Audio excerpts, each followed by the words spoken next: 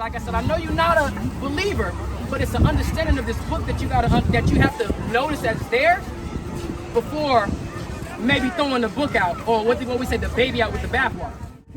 I am going to guess you have a problem with organized religion, not the text. Have you ever read the text? That's how I know you don't have a problem with the text. Prepare slaughter for all his sons and his daughters. Won't fill the cities with faces, iniquities of their father. Bloodthirstiest of our nation, not for living water. Waiting to put that work in. Hamashiach gives that order. Prepare slaughter for all his sons and his daughters. Won't fill the cities with faces, iniquities of their father. Bloodthirstiest of our nation, not for living water. Waiting to put this work in. Hamashiach gives that. Junior, what's your nationality? Sis, what's your nationality? Come here real quick. Just say, what's your nationality? Black man? Well, nationality. What's your ethnic background? I like black. the nails too. Thank you. I'm black, white, I'm biracial. Who's black, who's white? My mom is white, my dad is black. Okay, so what we are here to teach is that the so-called black, Hispanic, and Native Indians, according to your father's lineage, the reason why we consider your father's lineage is because the man carries the seed, right? If you guys know anything about agriculture, you take a seed, you plant it into the ground, whatever that seed is what comes up. Have you guys ever heard that you are the fruit of the womb? You never heard the fruit? You've heard fruit of the womb before, right? So you are the fruit that came from your mother's womb. That fruit was planted, or a seed of that fruit was planted into your mother by your father. That's the only reason why we calculate the father's lineage. But we are to teach that black, Hispanic, and Native Indians are actually the Israelites you read about in the Bible. You guys believe in the Bible? You guys believe in God? You don't believe in the Bible? You believe in God? I know that there's something out there. Something. You're not really sure, so you're more along the sides of the agnostic understanding. So, do you believe in something like evolution? All right, have a good day. All right. No, thank you.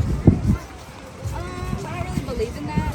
I feel like if we evolve, like let's say like we evolved from monkeys, you know, the whole thing, like we evolved from monkeys, you know, like we're supposed to. Absolutely. I believe in science, like what What could be proven. So, if I was to ask you, like, what's your worldview, you know, about where we come from, understanding that, and then understanding where we're going, what would you say? I like your name today. I like that.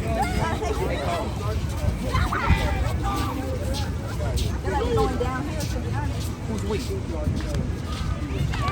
Go ahead, you can say it. Us, the human race. The human race is going down, right? Why would you say we're going down? I feel like it's something different every day. We're getting killed every day, we're getting shot every day. Human race is getting killed and shot up every day? What's your name? Calvain? I like that. I'm Taz. Nice to meet you, right? Firm grip. The human race is being killed and gunned down every day? Nah. You know who's being gunned down and killed every day, right? Get that back in Lamentations again. Now I know you said you're skeptical, but we're out here to prove something to the skeptics. There's a reason being. I know why you don't believe in the Bible. I know why you say, I just don't really know. I know that there's something, but we don't know, right? Give me Hosea 4 and then also give me Romans 10. It speaks to exactly how you feel, that pain, that lacking. That's why you say, I believe in science, but only what can be proven, right? Just because they throw it under the umbrella or throw it to the basket of science don't mean that it's true, right? Which they do evolution. So I'm walking with you, right? Calvain. I like that. You got it? Bring it out. Book of Lamentations, chapter 4, verse 17. As for us, our eyes as yet failed for our vain help, and our watching, we have watched for a nation that could not save us. So as I told you before from the beginning, we believe that we the people of this book. Usually when we hear about the children of God, the people of God, it's just believers. No. There was a chosen people, a chosen nationality, a chosen race in this book. And I'm saying that black, Hispanic, and Native Indians, we the people of this book. And when we went into this captivity that we're currently in, where we're being gunned down in the streets every day, they took that away from us. And it was all divisively done to divide us. It was all divisively done to cause us to have such a lack of faith or a lack of understanding of the God that rules over us and that we should serve. How do we serve this God? Loving yourself, for the ability for me to love you, for me the ability to love this brother and all of the brothers here. what does that do? It makes for better households, better families, better children, and then we don't see these things where we're suffering addictions, alcohol, drugs, sex, gambling, all these different things. Those are what we call vices, or things that cope from our destructive or deprived mentality and self-esteem about each other. We come back into having a code of conduct, something where we can represent ourselves, something that we can feel proud to stand on, and we can stand firm on it. But when we don't know any better, and when we lack certain things, we become very apprehensive. We become very weak-minded, and we become being able to be pulled in any direction because we don't stand firmly on anything. That's what's happening to our babies, right? Finish that? So it says that in our watching, as the people being gunned down, as the people of this book, who this verse is talking to, we've watched for a nation, our oppressor, the white nation. We've watched for them to save us. And it says vain help, meaning it has come to nothing. Where we think they're gonna save us, there is no saving. Where we think they're gonna help us, there is no help. They have been pacifying us with little BS things here and there to keep us complacent and to pacify us so that we would never grow and transcend the glass ceiling that we know is there. Why? Because this is their place. They created it for us to work and build it up and for them to reap the spoils or the benefits of it. Right? Keep reading. Verse 18. After this, I'm going to read one more to you, okay? Because like I said, I know you're not a believer, but it's an understanding of this book that you have to notice that's there before maybe throwing the book out, or what we say, the baby out with the bathwater. I am going to guess you have a problem with organized religion, not the text. Have you ever read the text? That's how I know you don't have a problem with the text. You have a problem with how people have used the text, right? It's like, do you got a problem with guns? But do you have a problem with how people use guns? Absolutely. See what I'm saying? So I know you don't have a problem with it because this is our history book. This is not a spooky book that just fell out of the sky and said, this is word of God, and you, no. The word Bible goes back to a Latin word, biblios, which means a composition or a collection of records. The same reason why you have a library, the word library in Spanish is biblioteca. Same thing.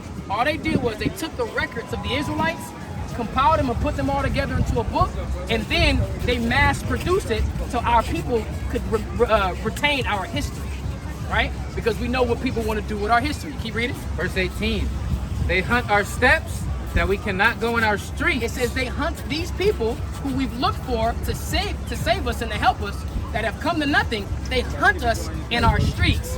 That's why we're being gunned down out here. When you make that statement, I say, is that everybody? Is that human beings? No, that's specific to a certain people. But it's been spoken about and it's been done to the same people for a very, very long time. Not too long ago, I went to DC, and they have this big African-American museum. They just spent like $35–40 million on it. And when you look at all of the people that were involved in the transatlantic slave trade, are you familiar? Not too much. The reason why black people are over here in the Americas, right? Us being brought over here on ships. Everybody that was involved are key power players in the world today. Us being brought over here on ships has literally changed and has been the driving force of the world for hundreds of years. Even going before that. Whoever has the Israelites in captivity were people that had power. Egypt, Assyria, the Persians and the Medo-Persian Empire, the Babylonians, the Greeks, the Romans, and now the Americans. Guess what? All had Israelites in slavery.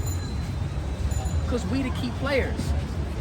We're the ones that bring greatness, but if we don't conduct ourselves in a proper manner, we don't benefit from it. Our greatness only benefits those who have the rule over us. So if we have our own autonomy, we have our own rule, we would be the ones benefiting. And this is just basic history. We can actually read about this stuff. That's why I said it's not a spooky book like we've been led to believe. It's a book of our history, right? Keep reading. Our end is near, our days are fulfilled, for our end is come. Give me Psalms 83. This is the next one I'm gonna show you, right? Because it's a reason why we don't know this stuff about ourselves. What's your nationality, if you don't mind me asking? Or your ethnic background? My dad is from Nigeria. Back. That's the western part of Africa. That's where they came, gathered us up, and brought us over here, right? What tribe? Do you know? I have no idea. Now, give me Joe 8 and 8.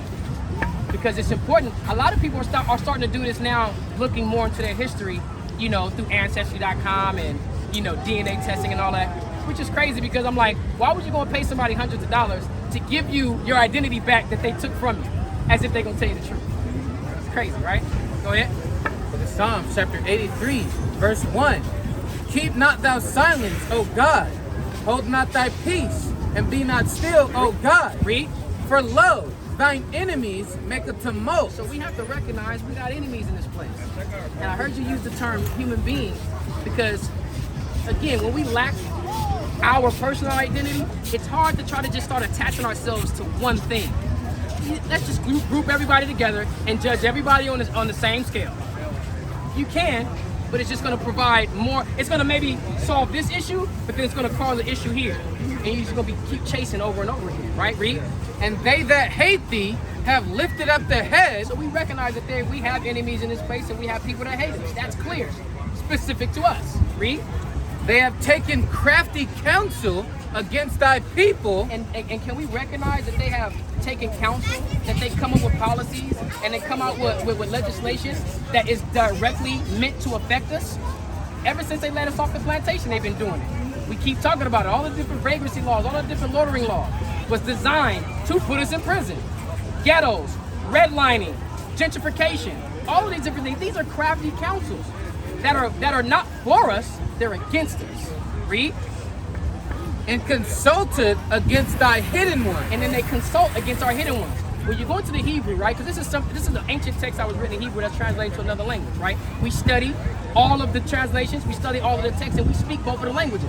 In Hebrew, the word hidden ones dealing with those that you protect, right? So it's the Hebrew for hidden ones, right? Go get it. Want me to read it for you? What? Hebrew. What? Psalms 83? Go ahead, read it. Talking about the Hebrew. Psalms 83, read it. In Hebrew, I was saying. I'm saying we can get it right now. Do you know it off the top of your head? Oh, no, brother. No, that's fine. I'm saying we can get the Hebrew word for you. Oh, okay. Yeah. So what we're I saying is, misunderstood you, my bad. no, that's fine. When danger is approaching, as a man, who would I protect? The women and the children.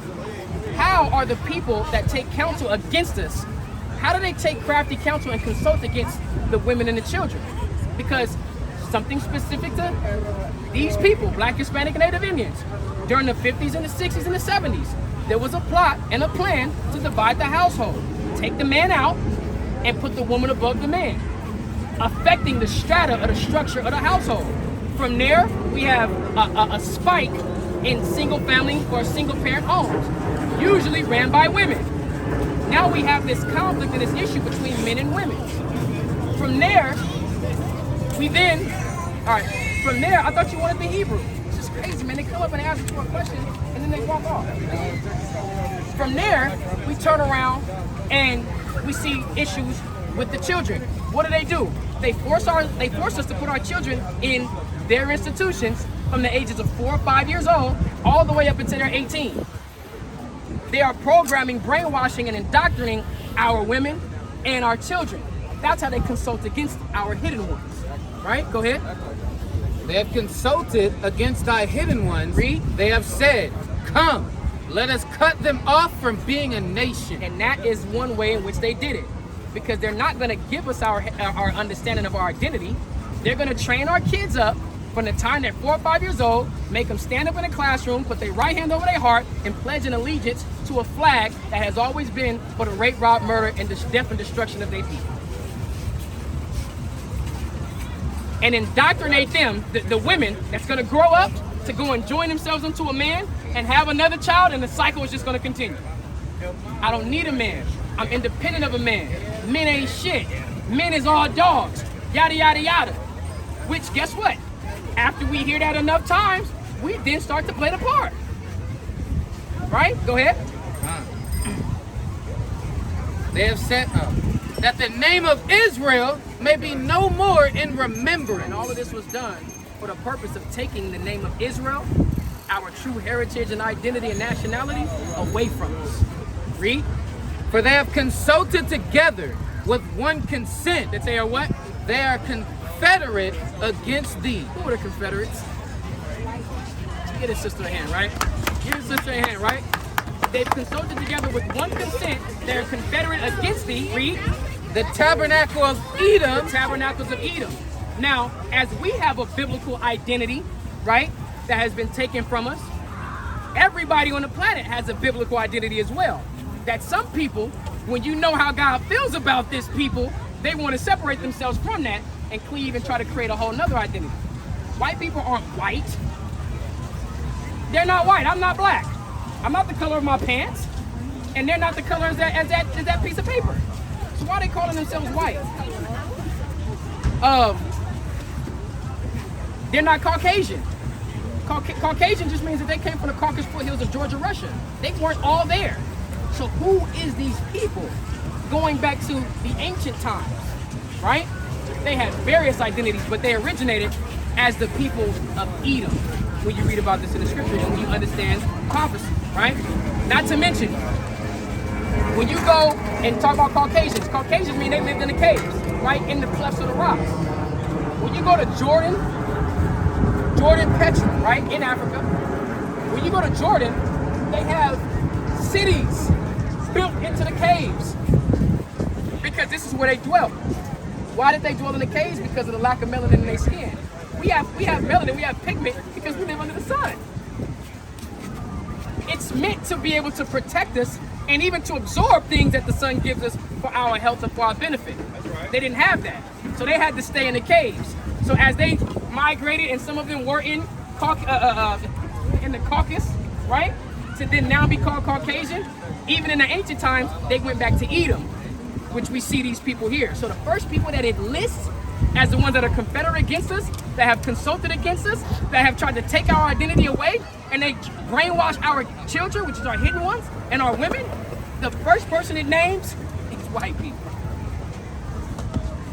This is our history book. It's not a spooky book, but it is something that has been influenced and divinely inspired by how God has moved through the Israelite men that have recorded our captivity and our situation, right? So it's almost like we've been in captivity here in America. It's like, okay, well, the Spirit of the Lord comes upon me and says, listen, Taz, I want you to go out and talk to the people. And as back then we had scribes, now we have cameras to record it, and then we'll post it on YouTube. It's all different individual books that around the 2nd and 3rd century, they took these books and they said, look, let's collect all of these different books about the Israelites, put them together in one book, and we're going to codify them. What does it mean to codify them? We're going to structure them in a certain order. We're going to give them chapters and verses, because all of these are just letters. These are just stories, right? Biographies. We're going to write them down, or we're going to give them chapters, we're going to give them verses, and we're going to mass produce this to get this out to the people. That's all that happened. It's our history book. So the same way we learn about history in school is the same way that we can learn about our history right here in this book as well. And we can also draw the connection to these things, right? What's up, bro? What's your nationality? Filipino and Chamorro. Filipino and Chamorro. Chamorro is like Guamanian, right? Yeah. Right? My son is Chamorro. Oh, right? Yeah. So you have a biblical nationality identity as well. You go back to the people of Japheth, right? So when you hear about like the Romans, right? You guys were the original Romans. White people came in and stole your identity. The Greeks, you guys were the Greeks, right? They came in and stole your identity, right? Even when you look at like the Samoans, right? When they try, Filipinos, you guys are like, some of you guys say, well, Pacific Islanders, some people say you guys are Asian, right? Spanish, all those different things. But even when you look at other Pacific Islanders like Samoans, I'm not sure, do Filipinos wear like the toga? There's different cultures. There's different like. Some of them do, some of them don't, right? Saying all of that to say, when you look at the Ia toga, it's represented nowadays as the Greeks and the Romans wearing that stuff. But then you guys see that in your history. How does that connect? Because they took that from you guys. See what I mean? These people have been going, they're a cancer in the earth. And if you leave cancer untended to and undone, it's gonna spread. And and they're gonna take over. See what I'm saying? You guys are together? So understand that everybody has a biblical nationality, and your biblical nationality goes back to the Israelites of the Bible. Your biblical nationality goes back to the Japhites of the Bible. It's gonna come a point in time where who the world calls Jesus Christ, he does not look like that guy there. He looks more like something to this guy with the green robe on. He's gonna come back and bring everything back to the true understanding of how it was originally created. And when you understand that, then we get, me and you, we get our salvation, we get back to the position of power being on top, and then we're gonna rule in righteousness. We're not gonna rule in wickedness the way that we've seen our oppressor do. We're gonna do things in righteousness, and guess what? Give me Proverbs 29:2, and I'll leave you guys with this.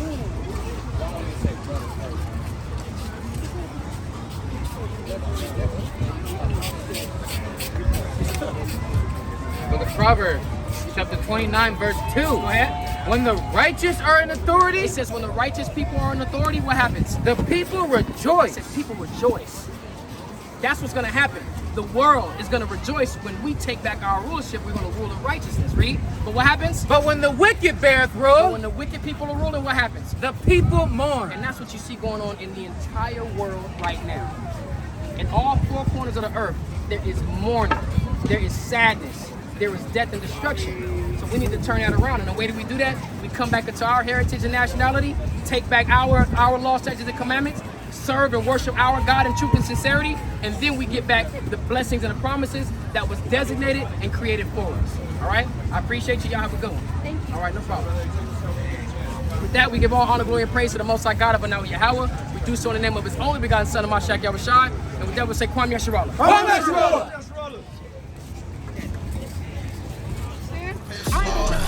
For all his sons and his daughters won't fill the cities with faces. Iniquities of their father, bloodthirstiest of our nation. Not for living water, waiting to put that work in. Hamashiach gives that order, prepare slaughter. For all his sons and his daughters won't fill the cities with faces. Iniquities of their father, bloodthirstiest of our nation. Not for living water, waiting to put this work in. Hamashiach gives that